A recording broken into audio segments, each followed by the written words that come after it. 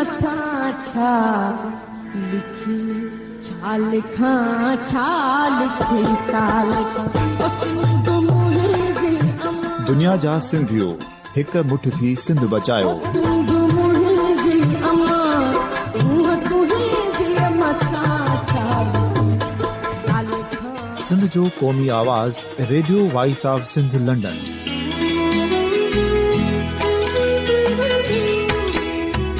Radio voice of Sindh London पंहिंजी नशरियात में सिंध जी सियासत, समाज, इक़्तिसादियात, तारीख़, क़ौमी उमंगुनि ऐं अख़लाक़ियात मुतलिक़ सिंध जी हक़ीक़ी तर्जुमानी कंदे प्रोग्रामनि खे असराइतो बणाइण लाइ सिंध जे घण घुरनि ऐं धरतीअ सां प्यार कंदड़ अदीबनि, दानिशवरनि, सहाफ़ियुनि, उस्तादनि, वकीलनि ऐं हर तबिके जे मानवारनि सजणनि खे सिंध में शऊरी इनकलाब लाइ सहकार जो सॾु ॾियूं था। अचो त गॾिजी सूफ़ियुनि ऐं संतनि वारी सिंध जो ओज हिक मुठ थी वरी वापसि आणण वारे सफ़र जा साथारी बणिजऊं।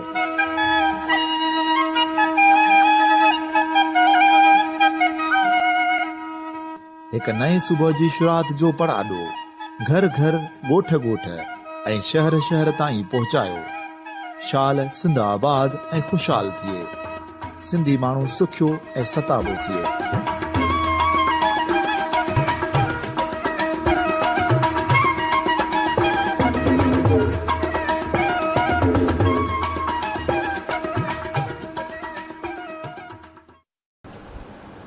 Radio voice of Sindh London जे ख़ुसूसी प्रोग्राम में इमदाद अली ओढो अव्हां खे भलीकार चवां थो। सामईन, गुज़िरियल ॾींहुं वर्ल्ड सिंधी कांग्रेस पारां मिसिंग पर्सन्स जी बाज़ाबीअ लाइ पाकिस्तान हाई कमीशन लंदन आॾो 8 कलाकनि जी बुख हड़ताल कई वई। हिन एहतजाज में यूके जे मुख़्तलिफ़ शहरनि मां सिंधियुनि वॾे अंग में शिरकत कई। वर्ल्ड सिंधी कांग्रेस जे अॻुवाननि जो चवणु हुयो त सिंध मां 1200 खां वधीक क़ौमी कारकुन, सहाफ़ी, अदीब, उस्ताद ऐं आम शहरी मुल्की एजेंसियुनि तरफ़ां खंभे गुम कया विया आहिनि। इन्हनि जा घर भाती सख़्तु परेशान आहिनि त उन्हनि जा प्यारा किथे आहिनि। ॿिए तरफ़ कराचीअ में बुख हड़ताली कैंप ते एजेंसियुनि पारां हमिलो करे नियाणियुनि सां जेका ॾाढाई कई वई, उन्हनि जी सख़्तु लफ़्ज़नि में मज़म्मत कई वई। इन मौक़े ते वर्ल्ड सिंधी कांग्रेस जे जनरल सेक्रेटरी डॉक्टर लखू लोहाणी ख़िताब कंदे चयो त असांजा 3 सवाल आहिनि। पहिरियों त सिंधी माण्हुनि खे खणनि छो था, ॿियो सवाल त उन्हनि खे छॾनि छो नथा, ऐं टियों त असांखे छा करिणो आहे। हिन चयो त जेके माण्हू खंभिया विया आहिनि उन्हनि जो कसूर इहो आहे त उन्हनि पंहिंजे हक़नि ऐं धरती जी वारसी जी ॻाल्हि कई आहे। रियासत जी लाइफ लाइन सिंध आहे, तंहिं करे सिंधी माण्हू सिंध जे हक़नि जी ॻाल्हि कनि था। इहे असांजी ईंदड़ नसलुनि जे हक़नि जी ॻाल्हि कनि था। इन करे रियासत इन्हनि खां ख़ौफ़ज़दा आहे। हिन चयो त बांग्लादेश में 3 मिलियन माण्हू मारण खां पोइ बि बंगालियुनि खे ग़ुलाम न रखी सघिया। इन्हनि जी कोशिशि आहे त सिंधी माण्हू आवाज़ न उथारिन ऐं पंहिंजे हक़नि जी ॻाल्हि न कनि, पर ईअं न थींदो। हाणे रियासत जी ॾाढाइनि खे बर्दाश्त न कयो वेंदो। पंहिंजे वतन सां, पंहिंजे माण्हुनि सां, पंहिंजे मज़लूम माण्हुनि सां हथ में हथ ॾेई ईमानदारी सां, ॾाहप सां ऐं इतिहाद सां असांखे जदोजहद ओसिताईं जारी रखणी पवंदी जेसिताईं राति अंधारी रहंदी। इन मौक़े ते doctor Rubina Shaikh, chairperson world Sindhi congress, चयो त क़ौमी जदोजहद में सिंधी नियाणियुनि सां असां गॾु आहियूं ऐं असां गुज़िरियल 2 सालनि खां मिसिंग पर्सन्स वारे मसइले ते दुनिया जे मुल्कनि ऐं इंसानी हक़नि जे इदारनि ताईं मज़बूत नमूने मौक़ुफ़ पहुचायो आहे। इन मौक़े ते फ़क़ीर मोहम्मद लाशारी क़ौमी गीत पेश कयो। साइण हफ़ीज़ा वधियो, डॉक्टर अफ़साना भुरगड़ी, सतार सूमरो, बलोच अॻुवाण, हसन हमदम तक़रीरूं कयूं ऐं प्रोग्राम जी कार्रवाई डॉक्टर हिदायत भुट्टो सरंजाम ॾिनी। सामईन, हिन प्रोग्राम जी मुकमिल कार्रवाई अव्हां जी ख़िदमत में पेश करे रहिया आहियूं। नारायण सिंह नारायण सिंह नारायण सिंह नारायण सिंह ही जा दहशत गर्दी आ उनजे पुठियां वर्दी आ ही जा दहशत गर्दी आ उनजे पोयां वर्दी आ ही जा दहशत गर्दी आ उनजे पोयां वर्दी आ सिंध घुरे थी आजादी सिंध घुरे थी आजादी सिंध घुरे थी आजादी सिंध घुरे थी आजादी सिंध घुरे थी आजादी गरीब घुरन था आजादी गरीब घुरन था आजादी मजदूर घुरन था आजादी मजदूर घुरन था आजादी शागिर्द घुरन था आजादी शागिर्द घुरन था आजादी न्याणियूं बि घुरन थियूं आजादी न्याणियूं बि घुरन थियूं आजादी न्याणियूं बि घुरन थियूं आजादी ही सिंध घुरे थी आजादी सिंध घुरे थी आजादी तोखे ॾियणी पवंदी आजादी तोखे ॾियणी पवंदी आजादी सिंध घुरे थी आजादी नारायण सिंह जिए सिंध नारे बलोचिस्तान जिए बलोचिस्तान नारे बलोचिस्तान जिए बलोचिस्तान हाणे असां पंहिंजी तक़रीब जी शुरूआत कयूं था ऐं अॼु असां वर्ल्ड सिंधी कांग्रेस जे तरफ़ां सिंधी माण्हुनि सां जेके माण्हू डिसअपियर कया विया आहिनि उन्हनि माण्हुनि सां यकजहती जे तौर ते ऐं जेको टार्चर जेको अटैक सिंधी कैंप ते कयो वियो ऐं सिंधी औरतुनि जी बेहरमती कई वई असांजे न्याणियुनि जा कपिड़ा फाड़िया विया उन्हनि खे इंसल्ट कयो वियो ऐं उन कैंप मंझां सरेआम गुंडागर्दी जो मुज़ाहिरो कंदे पाकिस्तानी एजेंसियुनि जा माण्हू केतिरा ई माण्हू जेके से खुंबे गुम करे छॾिया अथनि ऐं 2010 खां वेंदे अॼु ॾींहं ताईं तक़रीबन 1200 माण्हू डिसअपियर आहिनि ऐं 160 फैमिलियूं उन कैंप ते वेठियूं हुयूं जेके पंहिंजनि प्यारनि जे लाइ वॼाइनि पियूं उन्हनि जूं अमड़ियूं वेठियूं हुयूं उन्हनि जूं भेणियूं वेठियूं उन्हनि जूं न्याणियूं वेठियूं हुयूं उन्हनि सां असां यकजहती जे तौर ते अॼु उन्हनि जे केस खे उन्हनि जे डिमांड खे इंटरनेशनल फोरम्स ताईं पहुचाइण लाइ अॼु असां ई लंडन में बुख हड़ताल कई आहे ऐं तव्हां सभिनी जी महिरबानी जो उन में शरीक थिया आहियो असां सिंध जे न्याणियुनि खे इहो ॿुधायूं था त तव्हां अकेलियूं न आहियो तव्हां सां गॾु सॼी सिंध आहे सॼी दुनिया जा सिंधी माण्हू तव्हां सां गॾु आहिनि ऐं तव्हांजो केस रुॻो सिंध ताईं महदूद न आहे पर इंटरनेशनल फोरम्स ताईं बि वञे थो पियो त आउं सभ खां पहिरियां फ़कीर मोहम्मद लाशारी खे चवंदुसि त हू क़ौमी गीत चए फ़कीर मोहम्मद लाशारी क़ौमी गीत लाइ सिंध मोहे जी अम्मा सोह तुहे जीअ मथां छा लिखी छा लिखां छा लिखी छा लिखां ओ सिंध मोहे जी अम्मा सोह तुहे जीअ मथां छा लिखी छा लिखां छा लिखी छा लिखां हिकु कलम हिकिड़ो मां कीअं पूरो पवां छा लिखी छा लिखां छा लिखी छा लिखां तुंहिंजे माण्हुनि खे सीने में सांझो वतां तुंहिंजे लाड़नि लयनि खे चंदन चवां शाल तुंहिंजे ई कुख मां पियो हर हर जमा शाल तुंहिंजे ई कुख मां पियो हर हर जमा खीर तुंहिंजो पियां वीर तुंहिंजो थियां वीर तुंहिंजो थियां छा लिखी छा लिखां छा लिखी छा लिखां ओ सिंध मोहे जी अम्मा सोह तुंहिंजी मथां छा लिखी छा लिखां छा लिखी छा लिखां सही आहे थैंक यू महिरबानी अथव Today we are hunger striking in front of Pakistan Embassy in London to record our protest in solidarity with our Sindhi brothers who has been disappeared by Pakistani agencies unlawfully, and we demand their immediate release. त आउं सभ खां पहिरियां अदी हफ़ीज़ा विधियो खे गुज़ारिश थो कयां त अदी हफ़ीज़ा अचे ऐं उहे कुझु चंद लफ़्ज़ चए। अदी हफ़ीज़ा विधियो।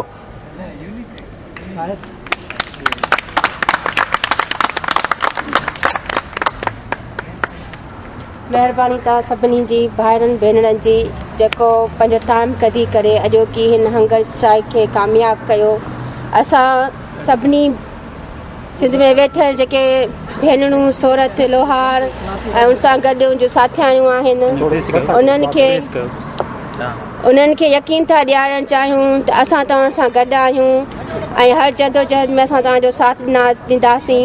ऐं असां गवर्नमेंट पाकिस्तान खां इंटरनेशनल कम्यूनिटी खां ऐं ह्यूमन राइट्स कमीशन्स जेके आहिनि या काउंसल्स आहिनि, वर्ल्ड सिंधी ऑर्गेनाइज़ेशन, ॿियनि सभिनी जे तरफ़ां असां चऊं था त सिंध जा में जेके डिसअपीरेंस या मिसिंग पर्सन्स आहिनि उन्हनि खे फ़ौरन जेको आहे सो पंहिंजे घरनि ॾे वापसि मोकिलियो वञे। जेकॾहिं उन्हनि जे मथां को ॾोह आहे, को केस आहे त उनजे मथां केस हलायो वञे। तव्हांजो आज़ादु अदालतूं आहिनि, उहे जेकॾहिं ॾोहारी साबित थियनि था उन्हनि खे उहा सज़ा ॾियो। पर ख़ुदा जे वास्ते हिकदमि इहो डिसअपियर करे माण्हुनि खे, उनजी फैमिली खे, सभिनी खे इहो इज़ात न ॾियो त जेको आहे सो हू जहिड़ा बि आहिनि या मरी विया आहिनि, ॿिनि सालनि खां हू गाइबु आहिनि। तंहिंजे करे असां सभिनी ह्यूमन राइट्स कमीशन्स खे या राइट्स जेके ऑर्गेनाइज़ेशन उन्हनि खे चवंदासीं त उहे हिन में सिंधियुनि जो साथ ॾियनि, स्पेशली जेके मिसिंग पर्सन आहिनि हिन इशू खे वधि में वधि खणनि। महिरबानी तव्हांजी। अॼु लाल लहूअ जे सरगम ते थी धरती मुंहिंजी रक़्स करे, मुंहं हेड थिया गद्दारनि जा, बेशर्म वॾेरनि पीरनि जा। ए क़ौम ॿुधाया थे किसा, कल्ह तोखे मूं तक़दीरनि जा। अॼु बाग़ी बाग़ी जे सिर ते तो ताज ॾिसां ताज़ीरनि जा, तो ताज ॾिसां ताज़ीरनि जा। Now I will call our another Sindhi friend, Sattar Sumro. He is from Sindhi Sangat UK. Sattar Sumro to say a few words. Sattar Sumro. सजण ऐं साणे कंहिं अणासी विसरे, हेफ़ तनी खे होए वतन जनी विसारियो। असीं सॼे यूके मां वर्ल्ड सिंधी कांग्रेस जे प्लेटफॉर्म ते हिते गॾु थी असांजे उन्हनि सिंधी भेनरुनि ऐं भाइरुनि सां यकजहती जो इज़हार कयूं था जेके सिंध में जेके नौजवान असांजा गुम कया विया आहिनि उन्हनि जी बाज़ियाबी लाइ जेका जिदोजहद शुरू कई आहे। असां हज़ारे मेल परे हूंदे बि रूहानी तौर ते उन्हनि सां गॾु आहियूं ऐं असां उन्हनि खे यकीन ॾियारियूं था त सिंध जी उन क़ौमी जिदोजहद में सिंध खां ॿाहिरि वेठल हज़ारे माण्हू तव्हां सां गॾु आहिनि। तव्हां असांखे पाण सां गॾु सम्झिजो। तव्हां सभिनी खे ख़बर आहे त सिंध जे नौजवाननि खे पंहिंजा क़ौमी हक़ घुरण लाइ उन जी सज़ा तौरु उन्हनि खे गुम कयो वञे थो।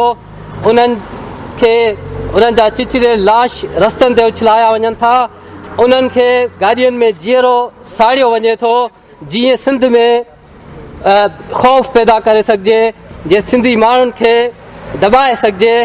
पर अॼु सिंधी माण्हू सुजाग थी चुका आहिनि ऐं सिंध जे उन्हनि नियाणियुनि जेके लतीफ़ जूं सूरमियूं आहिनि उन्हनि सां कुलो कुलोए में गॾु बीठा आहिनि ऐं असां सिंध जे उन्हनि सॼी सिंध जी क़ौम परस्त क़यादत खे ख़राज तहसीन पेश कयूं था जेका हिन अहम इशू ते अॼु सिंध जे नियाणियुनि ऐं voice of missing persons J platform ते उन जी सपोर्ट करे रहिया आहिनि। अॼु ईअं सम्झ में अचे थो त समय सां लॻ में लतीफ़ साईं सिंध जी जेका औरत आहे जेके असांजूं अमड़ियूं ऐं भेनरियूं आहिनि उहे उन जी शाइरी में उहे सिंध जूं सूरमियूं रहियूं आहिनि जंहिंमें मारुई ससुई सूरठ। अॼु समय सालनि खां पोइ सिंध में जिते ख़ामोशी हुई, जिते सिंध जे माण्हुनि जे मुआशी ऐं समाजी ऐं इंसानी हक़नि जी लताड़ हुई, उते सिंध जूं इहे सूरमियूं अॻियां निकितियूं ऐं उन्हनि पाण मल्हायो। असां उन्हनि खे वरी ख़राज तहसीन पेश कयूं था। ई जेका सिंधी माण्हुनि जी जिदोजहद आहे इहा का अॼु ऐं कल्ह जी जदोजहद कोन्हे, इहा केतिरनि ई सालनि खां जीअं पाकिस्तान ठहण खां वठी इहा जदोजहद जारी आहे, जंहिंमें सभ खां वॾो मसइलो सिंधी क़ौम जा जेके मुआशी ऐं हक़ आहिनि उहे ज़ब्त कया विया आहिनि, जंहिंमें असां चऊं था सिंध जा जेके रिसोर्सिस आहिनि, तेल आहे, मैदनियात आहे, उन ते पहिरियों हक़ सिंधी माण्हुनि जो आहे। ऐं सिंध जा जेके सियासी हक़ आहिनि, जेके सिंध में नौकरियूं आहिनि, असां चऊं था उन ते पहिरियों हक़ सिंधी माण्हुनि जो आहे। ऐं उन ई ॾोह में सिंध जे माण्हुनि खे गुम कयो वञे थो, टार्चर कयो वञे थो।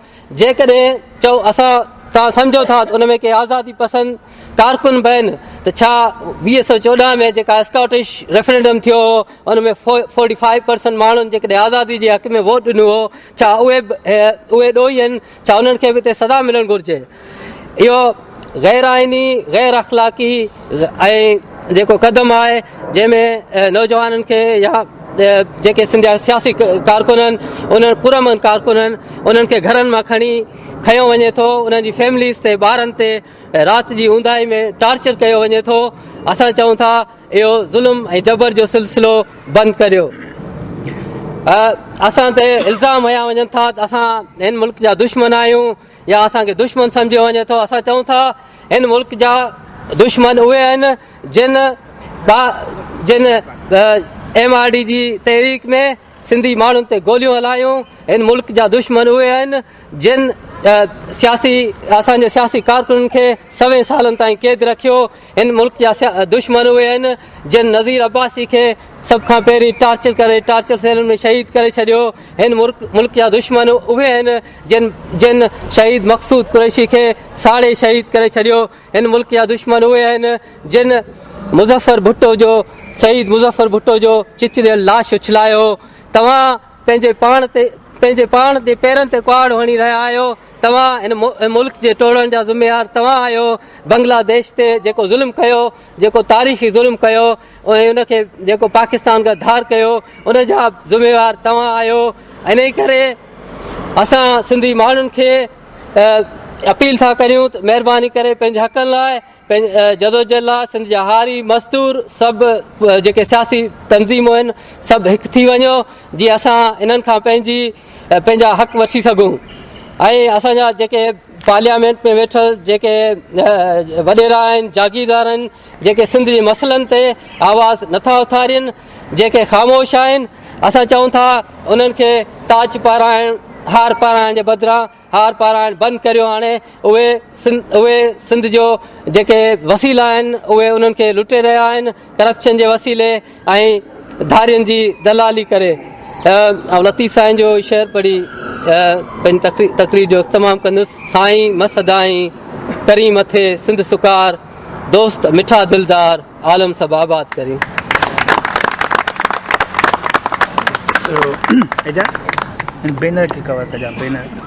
महिरबानी अदा सतार। सवी आया सिंध में नवा नादिर शाह, काने का तारीख़ में वेड़ सवाइ बि वाह, मता सोचियो साह, मता मोटो माग खां। Now I will ask our Baloch lady Mehnaz Baloch. She is always supporting us in every demonstration, in every program. She is with us and she has been a great supporter of our nation, Sindhi nation. Mehnaz Baloch.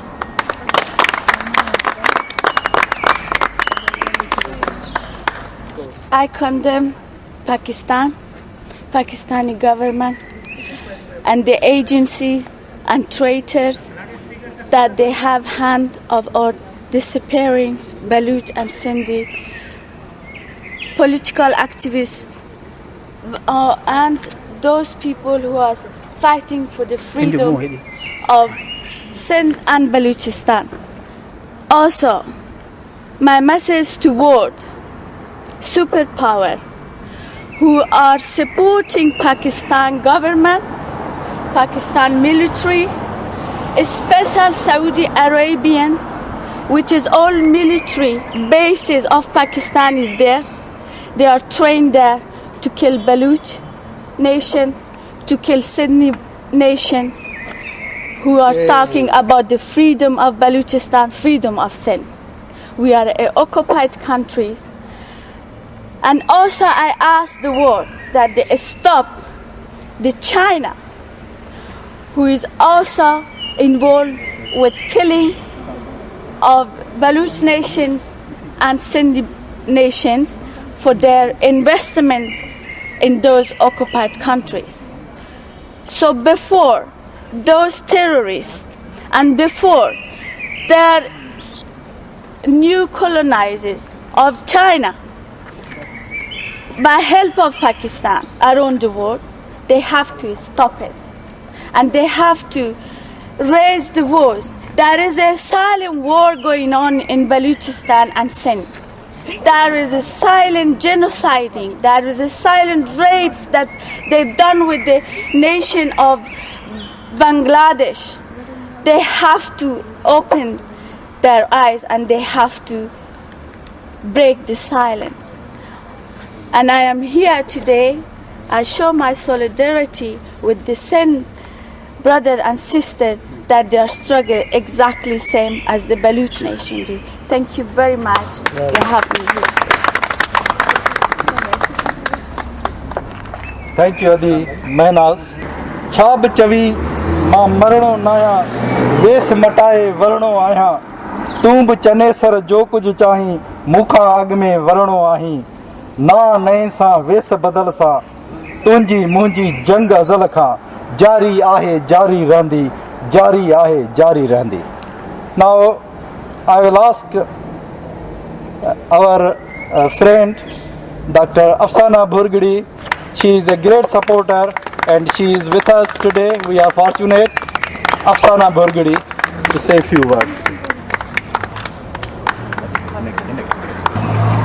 मां अॼु हिते आयसि मूंखे इलाही सुठो लॻो ऐं ॾुख बि आहे पंहिंजे अंदरि में पर ॻाल्हि इहा आहे त जेको होश मां सीधी चई वियो हो मरसूं मरसूं सिंध न ॾिसूं पर मुंहिंजो अॼु नारो इहो आहे न मरसूं सिंध बि न ॾिसूं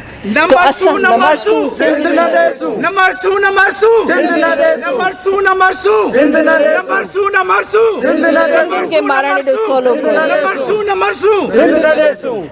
सभिनी खे मां इहो ॿुधाइण चाहियां सिंधियुनि खे मारण एॾो सवलो कोन्हे सिंधियुनि खे दॿाइण एॾो सवलो कोन्हे असां सदियुनि खां तव्हां केतिरी कोशिशि कई आहे पर असां न दॿिजा आहियूं न मरंदासीं न ई असांखे कोई मारे सघंदो असां पावरफुल आहियूं असां स्ट्रॉन्ग आहियूं असांजूं न्याणियूं स्ट्रॉन्ग आहिनि तव्हां उन्हनि सां केतिरो बि ज़ुल्म कयो त इहो न सम्झो त अकेलियूं आहिनि असां सभई गॾु आहियूं ऐं असां हमेशह गॾु रहंदासीं ऐं कॾहिं बि इहो असांजे सिंधियुनि जे मथां कोई ज़ुल्म करे ई नथो सघे ऐं जेके असांजा खणी विया आहियो छोकिरा वापसि आणियो अगरि तव्हां सम्झो था ॾोहारी आहियो ट्रायल कयो ॿुधायो असां बीठा आहियूं ऐं कोई इल्ज़ाम आहे त साबित कयो ऐं अगरि उहो पंहिंजे हक़ ख़ुदि रादियत लाइ या पंहिंजे क़ौमी हक़ लाइ या पंहिंजे राइट्स लाइ अगरि कोई बि जिदोजहद कनि था त उन्हनि जो हक़ु आहे उहो हक़ु उन्हनि खे मिलणु खपे ऐं असां पंहिंजी न्याणियुनि सां गॾु आहियूं इहो इंतिहाई शर्मनाक ॻाल्हि आहे रमज़ान जे महीने में इस्लामिक स्टेट में तव्हां वेही न्याणियुनि खे पकड़ियो था उन्हनि जा कपिड़ा फाड़ियो था इहा एक्सेप्टेबल ॻाल्हि कतई कोन्हे का न मरसूं सिंध न ॾेसूं न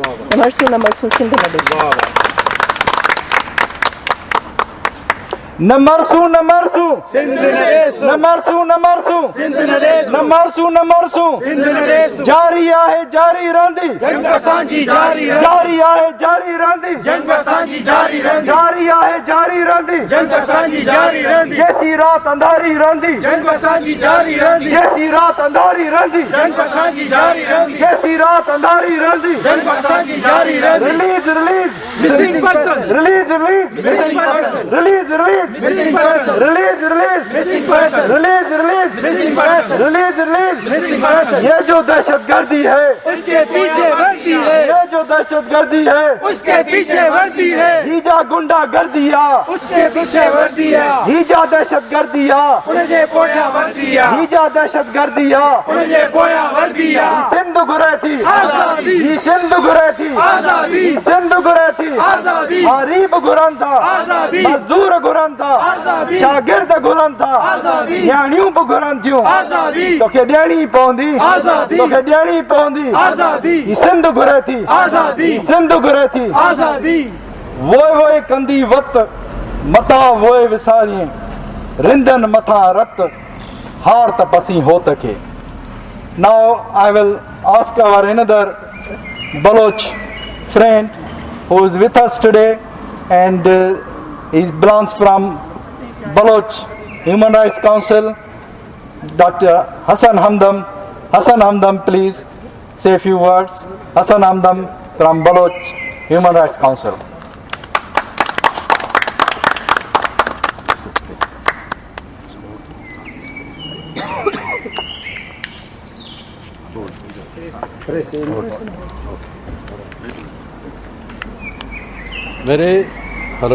मेरे सिंधी दोस्तों, थोड़ा करीब करो।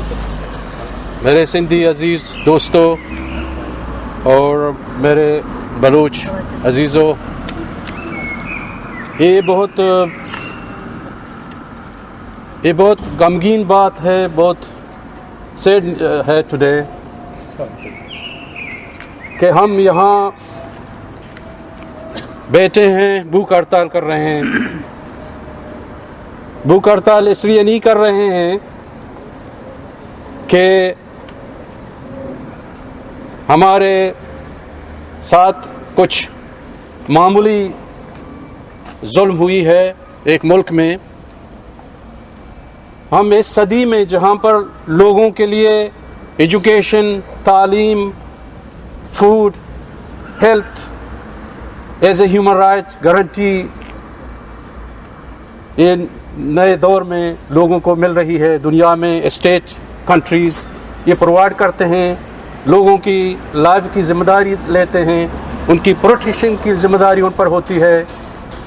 लेकिन इस दौर में इस 21st सेंचुरी में कुछ स्टेट, कुछ कंट्री ऐसे भी हैं जहाँ पे ना सिर्फ उनको ह्यूमन राइट्स बेसिक दिखाई नहीं देते, वहाँ पर उनको the basic most important human rights of right to life, उसकी भी गारंटी वो नहीं दे सकते। उसकी प्रोटेक्शन की बात और है,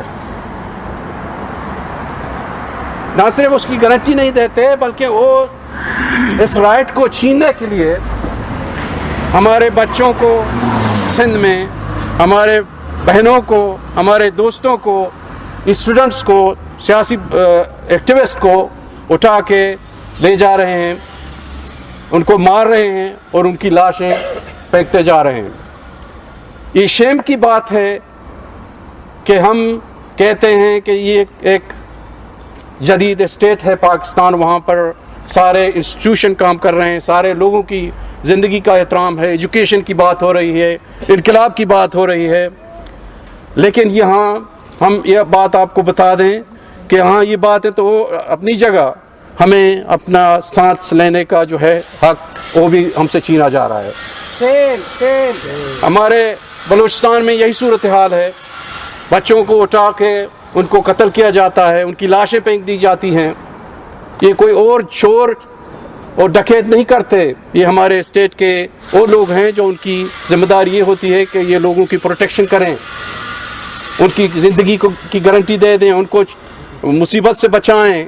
यही लोग हमारे पीछे लगे हुए हैं और हमारे बच्चों को मार के फेंक रहे हैं। इसको हम एक स्टेट, अपने आप को स्टेट कहते हैं इस दुनिया में 21st सेंचुरी में। ये शर्म की बात है और ये समझते हैं कि इस तरह लोगों को मार मार के फेंकना पाकिस्तान को मजबूत कर रहे हैं, वो पाकिस्तान के मुस्तकबिल को सेव कर रहे हैं। लेकिन वो ये बात भूल जाते हैं कि ये लोग सदियों से, 1000 ईयर्स से जहाँ रह रहे हैं ये इन ममालिक में। पाकिस्तान तो अभी की बात है, 70 ईयर्स बियरली, लेकिन ये लोग 1000 ईयर अपनी ज़मीन पर वो रह रहे हैं। तुमसे पहले भी लोगों ने उनकी ज़िंदगियों को, उनको जेनोसाइड किया है, लश्कर कशी के हैं उन्होंने, हमारे लोगों को मारा है। हिस्ट्री आपको बताती है, जाके देखें जिस तरह हमारे लोगों की जो है जेनोसाइड की जाती रही है हिस्ट्री में। ये लोगों ने कभी वो उसका सरेंडर नहीं किया, वो हमेशा उस पर लड़ते रहे। और ये बलोच, सिंधी या पाकिस्तानी कौम जो अपने वहाँ रहते हैं, वो इनकी हिस्ट्री है, वो अपने हुकूक के लिए लड़ते रहेंगे।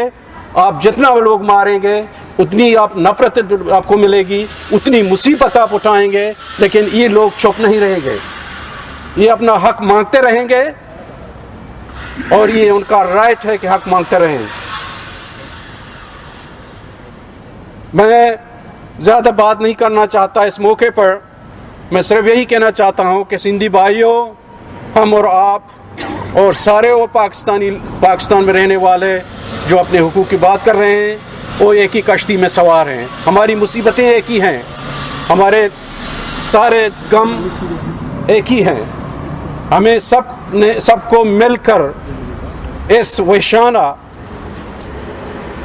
कत्ल गारतगिरी के खिलाफ आवाज़ उठाना पड़ेगा और ये हमें लड़ना पड़ेगा इसके लिए, क्योंकि कुछ लोगों की वो ख्याल ये है कि हम 4 सिंधी 10 बलोच कुछ लोग मार मार के एवरी मंथ और वीक उनकी लाशें फेंक कर उनको ये बता दें कि ये जो है चुप रहेंगे, लेकिन ऐसा नहीं होगा, ये नहीं हो सकता। ये वक्त भूल जाएं, ये वक्त बहुत आगे निकल चुका है। अभी तुम्हें लोगों के हुकूक देने पड़ेंगे, अदरवाइज लोग तुमसे अपना हुकूक लेना जानते हैं और वो लेके रहेंगे। अब ये शहर से मैं, उसने कहा था देश, मैं और देश नहीं कहना चाहूँगा, मैं ये कहना चाहूँगा कि सिंध मुबारक हो। देश तो पाकिस्तान को बता रहे थे कि देश मुबारक हो, मेरा ख्याल है वो अपना शायरा थी, वो हैं अभी ज़िंदा है, अल्लाह उसको ज़िंदा रखे मेरा ख्याल है। ऐ सिंध मुबारक हो, ऐ सिंध मुबारक हो, पहचान की साथ जो आई नती पहले, रक्सा है तेरी गलियां, गाते हैं तेरे गाँव, एक गीत नई धुन में, एक गीत बगावत का, ये गीत अंधेरों की जो कोक से पलता है, शरियान से रस रस कर डलता है खजीने में, एक गीत बड़ा वहशी आदाब से बेगाना, सुनते हो दमक उसकी फिर आंख चुराना क्या। ऐ देश मुबारक हो, ऐ देश मुबारक हो, पहचान की ये साथ। इस बात से मैं ये कहूँगा कि दुश्मन की हर तलवार जो है वो हर वार से जाहिर हो रही है कि वो बच्चों को मार के फेंक रहा है, इससे उसकी कमज़ोरी जाहिर हो रही है, ताकत नहीं। जो निहत्ते औरतों बच्चों पर वार करते हैं वो ताकतवर नहीं होते, वो कमज़ोर होते हैं, और आपकी कमज़ोरी इसी में आया है। और ये लोग मारने से अपने हुकूक की बात नहीं छोड़ेंगे।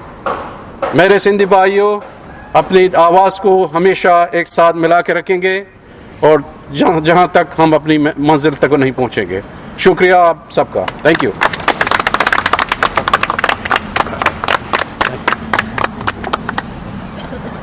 Thank you very much Hasan Hamdam. मरी वञनि था वरी न ॼाणनि, टकर टरनि ही टरी न ॼाणनि, कुसी वञनि था कसी न कनि था, उहे असां मां उहे असां मां। Now I'll ask our World Sindhi Congress Secretary General Dr. Lakhu Luhana to say a few words. Dr. Lakhu Luhana, Secretary General of World Sindhi Congress.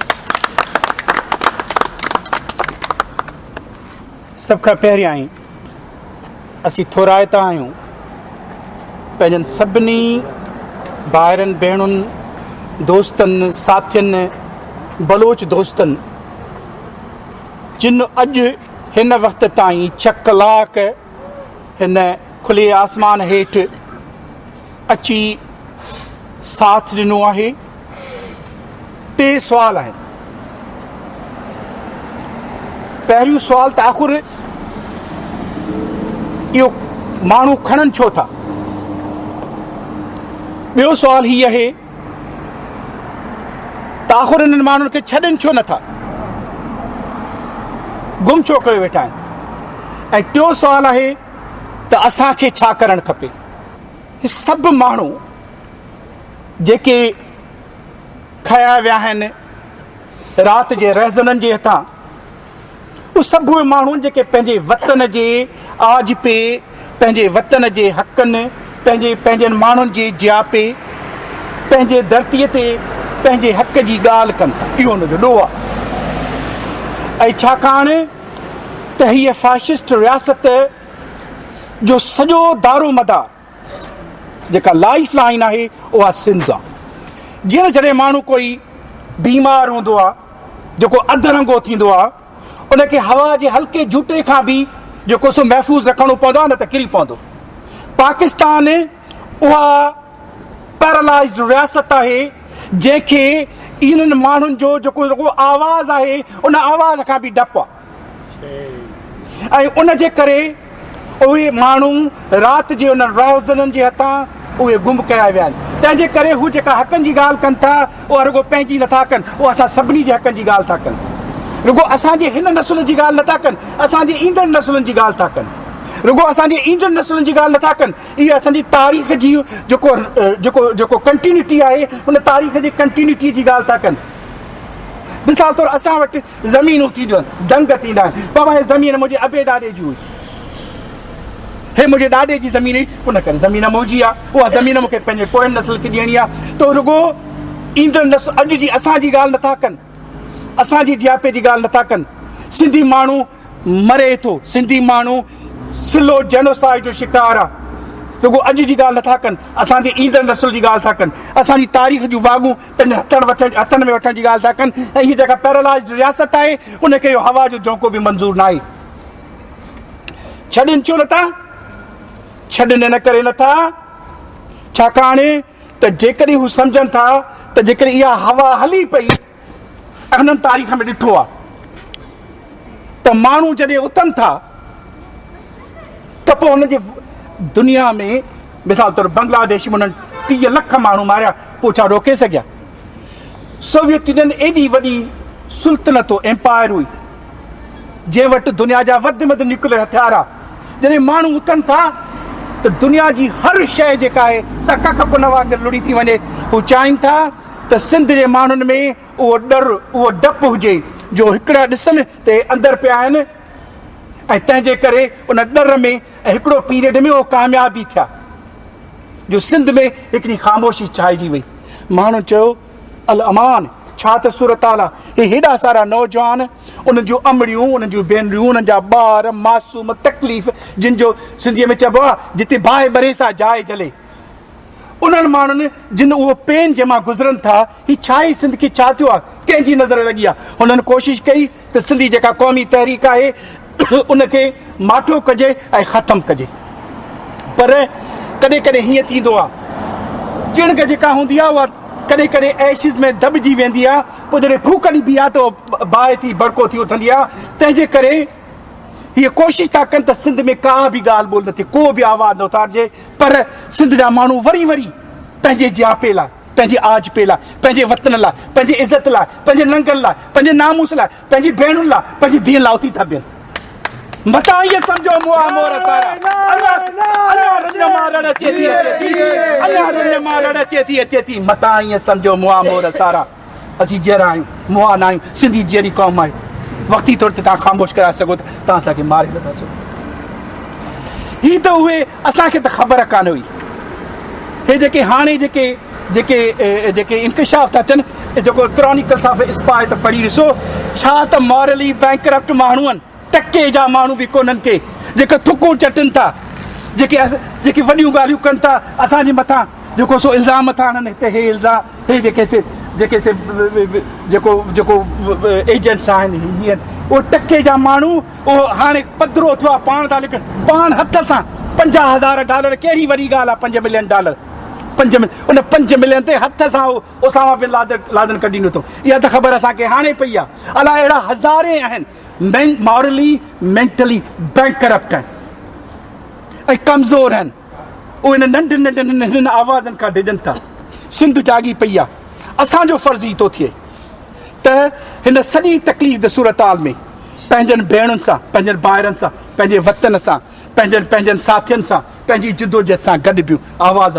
ईअं न सम्झिजो त असीं के अकेला आहियूं या हो अकेला आहिनि, या ईअं न सम्झिजो त दुश्मन जेको हेॾे सारे हो जेको शेखर शरा तूं हीणो हथियारनि सां, मूं ॾाथ नोखी आंदी आहे की तंद विड़े तलवारनि सां, ता बारी तुंहिंजा भुजलनि तूं हीणो हथियारनि सां। इहे एॾा सारा हथियार दुनिया में असां ॾिठा आहिनि। सोवियतनि ॾिठोसीं, युगोस्लाविया ॾिठोसीं, बांग्लादेश ऑपरेशन ॾिठोसीं, अलाए सॼी दुनिया जा ॾिठासीं।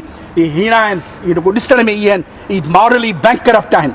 तंहिंजे करे असांखे हीअ जिदोजहद तेसि ताईं गॾिबो दुश्मन कोशिशि कंदो इनखे टोड़े ग़लतफ़हमी पैदा करे प्रोपेगेंडा करे छा कंदो ॿियो छा कंदो कीअं असांखे त सम्झ सां ॾाहप सां हिमत सां ईमानदारीअ सां ऐं इन जिदोजहद खे जारी रखिणो आहे एसि ताईं जेसि ताईं हीअ असांजी जंग जारी रहंदी जेसी राति अंधारी रहंदी जंग असांजी जारी रहंदी जेसी राति अंधारी रहंदी जंग असांजी जारी रहंदी जंग असांजी जारी रहंदी जंग असांजी जारी रहंदी महिरबानी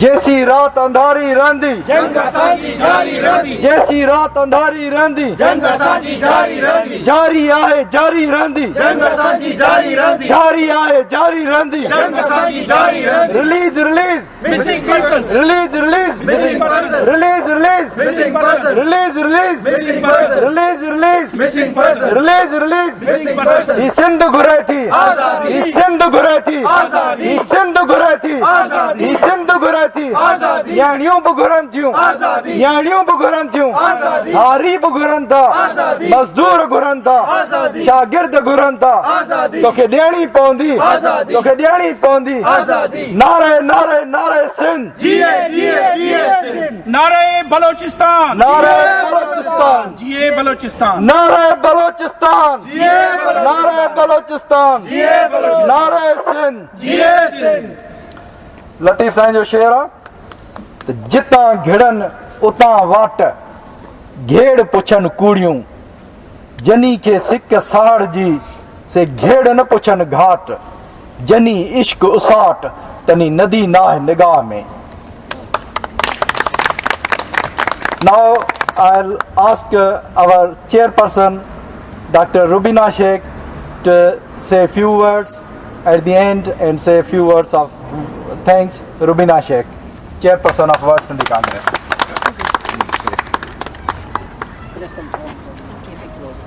महिरबानी मां घणो वक़्तु न खणंदमि छो त मुंहिंजी पंहिंजी तबियत ख़राबु आहे पहिरीं ॻाल्हि त सभ खां वधीक सभु माण्हू जेका ॿाहिरि ॿियनि ॿियनि शहरनि खां हिते गॾु आया आहिनि ऐं सॉलिड ॾेखारी अथऊं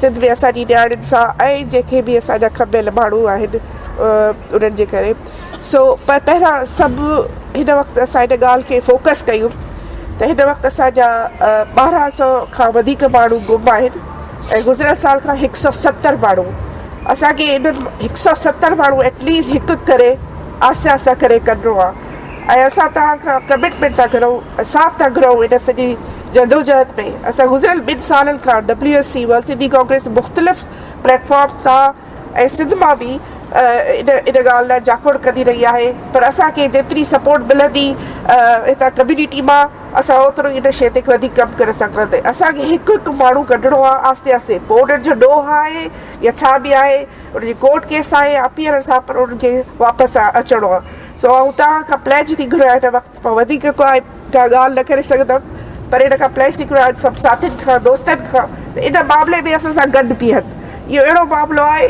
जेको असांजी ॿियनि सभिनि तव्हांजे ॿियनि फिलोसॉफिकल या स्कूल ऑफ थॉट खां खणी बि डिफरेंट हुजे पर इहो इंसानियत जो हिकिड़ो जेको आहे इशू आहे जंहिंमें मूंखे तव्हां सभिनि खां साथ खपे ऐं अॼु खां वठी असां कमेटी था ठाहियूं मिसिंग पर्सन्स जी ऐं उन में तव्हां असां सां सभिनि सां साथ ॾियो महिरबानी thank U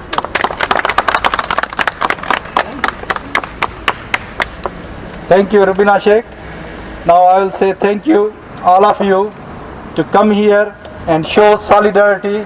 We demand from Pakistan government to release all missing people, to release all missing persons who are human rights activists, political workers, and who are demanding for right of self-determination for Sindhi people. And we demand from Pakistan government to release all missing persons. Thank you very much. And all Baloch missing persons, Sindhi people, missing people, and Baloch missing people, and all over Pakistan, every missing person who has been a victim of crime against humanity, and we support them, we support their struggle. We demand every missing person should be released. Thank you very much for coming.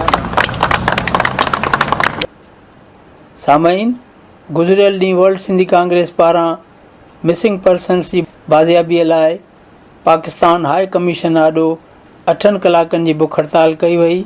हिन एहतजाज में UK जे मुख़्तलिफ़ शहरनि मां सिंधियुनि वॾे अंग में शिरकत कई। हिन प्रोग्राम जी मुकमिल कार्रवाई radio voice of Sindh London पारां अवां जी ख़िदमत में पेश कई वई।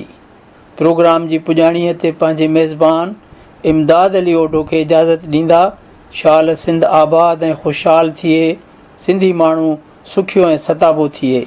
सदाईं गॾु।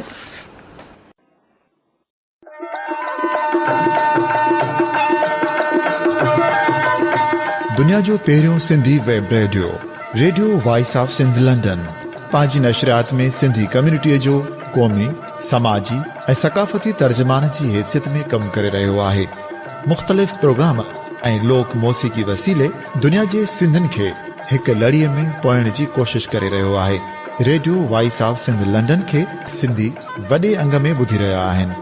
रेडियो खे अञा वधीक बहितर प्रोग्रामनि में मुस्तक़िल बुनियादनि ते हलाइण लाइ सिंधी कम्युनिटी पारां माली सहकार जी ज़रूरत आहे। सिंधियुनि जो क़ौमी आवाज़ radio voice of Sindh London कारोबारी न पर निज सिंधी कम्युनिटी बेस्ड रेडियो आहे। माली सहकार लाइ बैंक अकाउंट जा तफ़सील रेडियो जी वेबसाइट ते मौजूद आहिनि।